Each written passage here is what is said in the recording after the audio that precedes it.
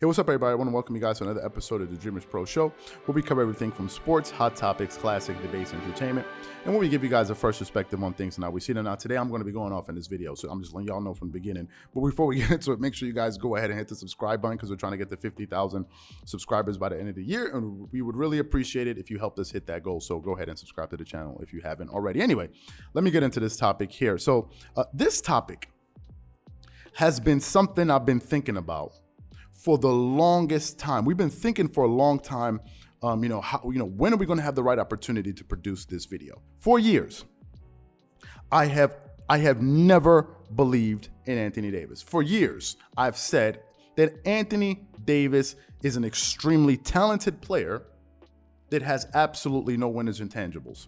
I've always felt this way about Anthony Davis.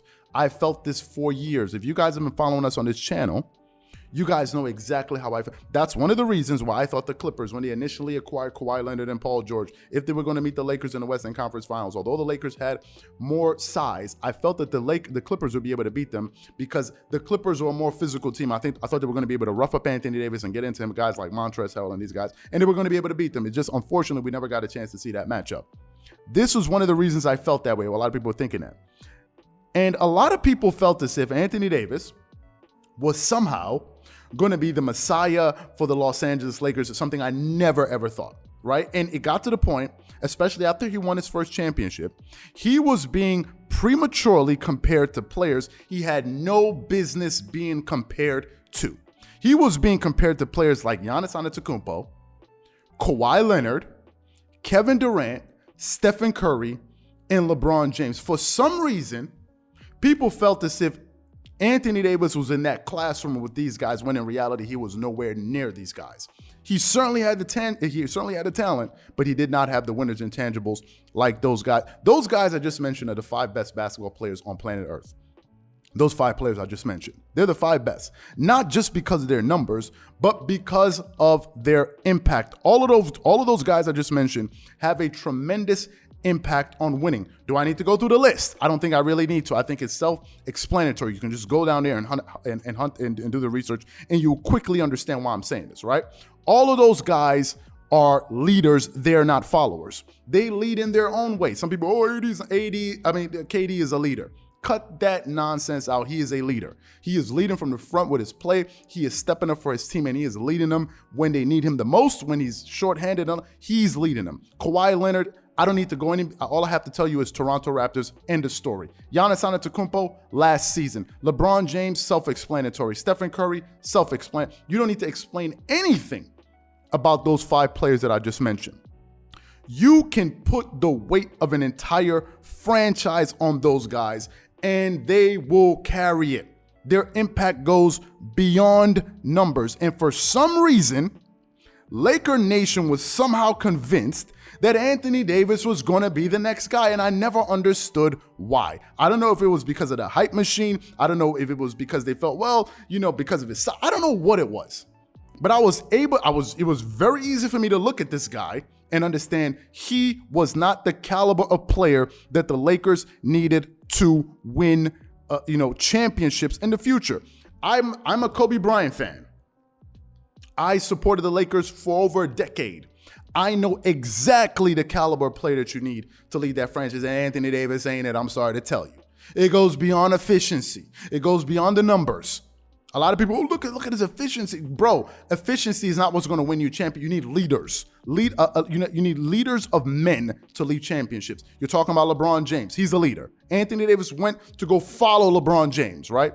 Kobe led Powell, led Lamar Odom, Derek Fisher was also a leader. Let me not say that. But he led a lot of these guys to win those championships. AD is not in that classroom. I'm sorry to break it to you, and you never, ever, ever will be. And to add insult to injury, somehow, some way, LeBron convinced the Lakers that they needed to trade away their younger stars like Brandon Ingram, Lonzo Ball, to get Anthony Davis, which I believe to this day was a mistake. Those guys have gone on to blossom in their new locales. Brandon Ingram is a hell of a player. I think he just signed a max contract. He's playing with the New Orleans Pelicans.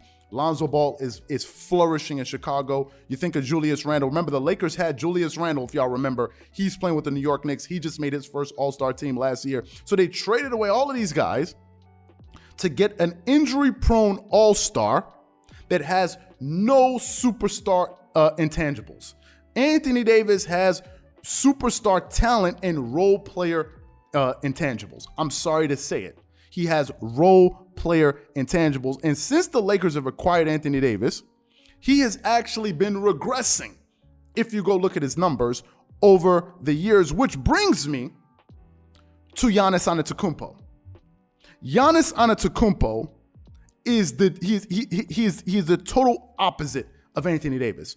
Giannis, since he came into the NBA, has done nothing but improve every single year. If you go through Giannis's stats, let's just go through his stats. His first year in the NBA, he averaged 7 points. Next year, he averaged 13. Next year, he averaged 17. Next year, he averaged 23 points. Next year, he averaged 27 points, 27.7, 29.5, 28.1, 27 points. In the last 4 years, he's won a Defensive Player of the Year, two regular season MVPs. Two regular season MVPs and a Finals MVP. Put up one of the greatest performances you'll ever see in an NBA Finals game last year when he dropped 50 points in that closeout game. I think it was in Game 6. You cannot compare these two players. Giannis Antetokounmpo is the most ferocious basketball player that we currently have going. He's so ferocious that Shaquille O'Neal, who was probably the most dominant force in NBA history, he had to give it up and say, this dude is the next me.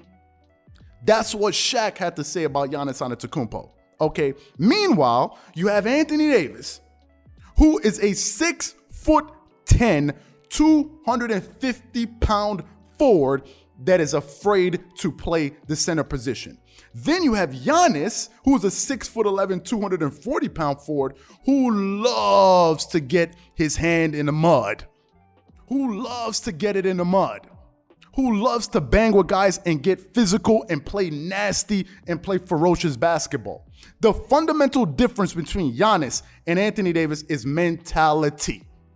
That is the fundamental difference, because Giannis was built through hardship and pain. That's what built Giannis. The thing that Giannis is made of is not the same thing that Anthony Davis is made of, and it has nothing to do with stats and efficiency. Nothing to do with it.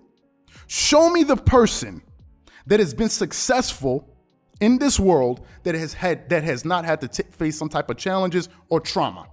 Show me the person. We can go through a list. I can give you a list, because pressure makes diamonds. There's truth to that statement. You could think of people like Giannis Antetokounmpo. Go look at his backstory. Giannis had a very tough upbringing. Look at Giannis. Look at Michael Jordan losing his father. I mean, you have Michael Jordan. Look at Kawhi Leonard. He lost his father. Look at Kanye West, the accident he went through. What happened with his mom? Look at Puffy. There's so many. Look at Elon Musk. Do y'all know the challenges that Elon Musk had to go through just to even make it to America? Y'all know Elon Musk was born in South Africa? Do y'all know that? Did you look at his story on Bloomberg Game Channel? Did people just wake up and think, oh, this guy's so smart. Elon Musk went through hell to build his companies. He went through the fire to build his companies. And that is the reason right now he is dominating the business landscape. These are people that went through challenges, and that's why I think it's extremely important that men face pressure. I am not going to be babying any dudes on this channel. We have a lot of dudes on this channel that love to baby men. Men have to go through pressure. They have to face pressure and overcome it, because if as men we cannot deal with pressure, how in the hell are we supposed to teach our kids how to be strong when we ourselves are weaklings? Emotionally and mentally weak. Meanwhile, we're supposed to be the ones leading the way. Oh, let's show you how to be a man and Being a man is just not about fighting and talking tough. It's about providing, being able to deal with difficult situations. You're the one, if things are going wrong, people are leaning on you. How are you going to steer this ship? That's what it's also about being. It's not just about talking tough and being able to knock somebody out. Even anybody can do that. So to me, I think that's the fundamental difference. And Giannis has figured out a way to maximize his opportunity, and Anthony Davis is just there trying to look cute standing next to LeBron James. And I think the success of Giannis given the fact that Giannis Antetokounmpo won his championship he didn't have another top 5 or top 10 NBA player. AD won when a lot of people were still considering LeBron James to be the top 1, 2, or 3 basketball player in the world. Giannis Antetokounmpo didn't do that. That is why he said in the press conference, he said, I did it the right way. This is how you do it. Don't ever compare Anthony Davis to any of these players I just mentioned. Don't ever compare him. The same thing, don't ever compare Anthony Davis to Kawhi Leonard. These are people that went through the fire to get to where they are. And AD is sitting there complaining about, I don't want to play the 5 because it's going to be banging me up too much. Listen, Giannis is the dude people need to be looking up to and saying, man, this is an example. Giannis is a hard worker that came into the NBA and made the most of his opportunity. He don't care about the sunshine. Giannis doesn't care about being next to the beach. This dude is a hard worker. Who the hell do you know? I'm born in the States. Who do you know that says, you know what, man? I want to go to Milwaukee. That's where I want to stay.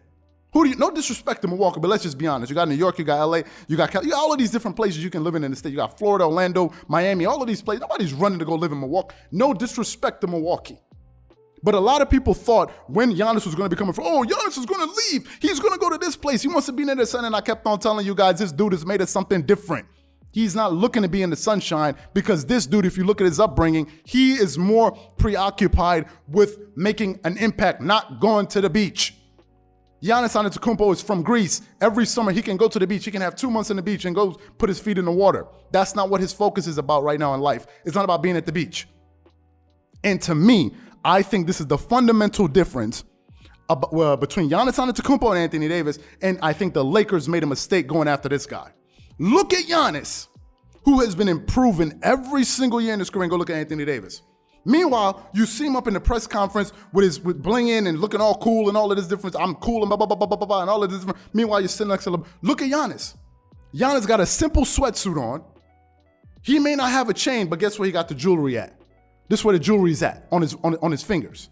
So to me, I think this is the fundamental difference. Some people feel maybe we're a little bit too hard. I mean exactly what I said. I'm tired of dudes peacocking, walking around like they're the man. Meanwhile, they're riding the coattails of somebody else. AD walks around like as if he's LeBron James, and he's not.